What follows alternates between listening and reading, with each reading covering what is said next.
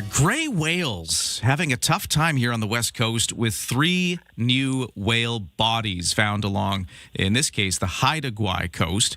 And this comes after 4 gray whales were found dead off Vancouver Island, extremely emaciated condition in a 10-day period just back in April. Getting the latest on this now, DFO Regional Marine Mammal Coordinator Paul Cottrell is joining us with the latest. Sir, thanks so much for being here under sad circumstances for the whales.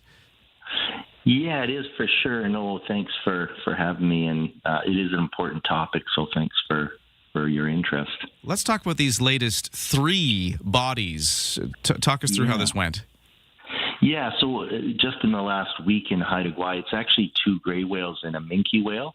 The minke whale was actually it looks like natural predation from big killer whales.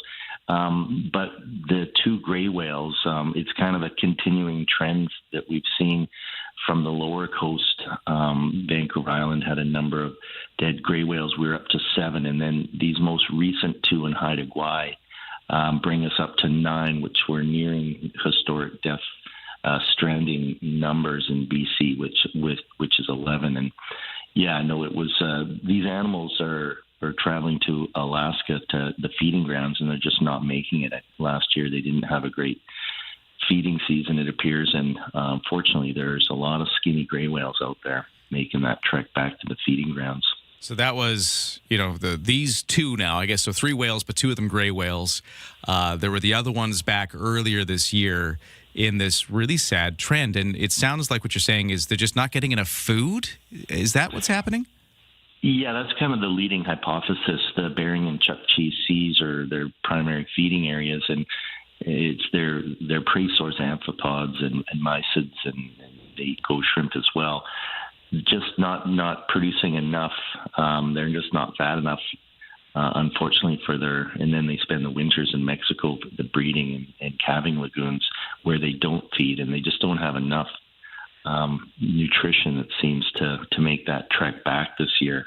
And it's a trend that we've seen since 2019, unfortunately, with 2024 being a little bit of a blip. We thought we were on the right track, but 2025 and now 2026, this population seems to be going in the wrong direction, unfortunately. Is there a particular spot that's the problem? Because as you mentioned, they go all the way down to Mexico, they get all the way up to Alaska and everywhere in between, including our coast. Is the food shortage just everywhere, or is there a particular place where the ecosystem's more affected? I'm just trying to get a sense of, how this is happening. Yeah, you're right. The animals definitely feed on the way up, and we do have a local population of gray whales, Pacific Coastal Feeding Aggregation, that actually spend the year here in British Columbia, Washington State, a smaller population than that. Those guys seem to be doing okay. And as the whales are passing by British Columbia, they definitely, gray whales make use of the herring spawn.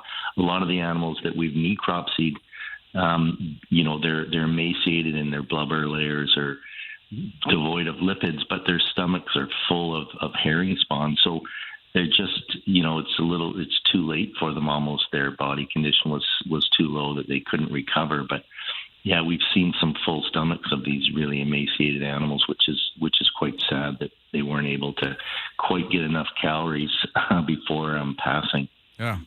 What should we take away here? Is there anything we can do, or not just like individually, but just as humans, is there anything we can do to help out? Well, it's important that we're monitoring, assessing the trends, and just looking if there is a pathogen related to this die-off. So all that's important. And I think the underlying ocean productivity issues in the Bering and Chukchi Sea is thought to be linked to global warming.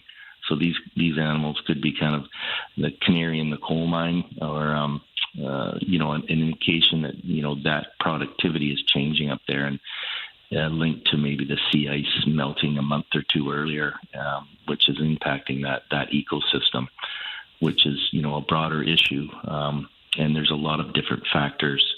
So it's not just one thing, but that is likely one of the main causes for sure. Paul Cottrell, Regional Marine Mammal Coordinator with the Department of Fisheries and Oceans Canada. Thanks for sharing some more details about what's happened recently with the gray whales. Another couple of gray whales found dead, this time near Haida Gwaii, which is adding to a sadly long list of gray whales that have been found dead off our coast recently. Thank you for giving us a little more information about what's going on.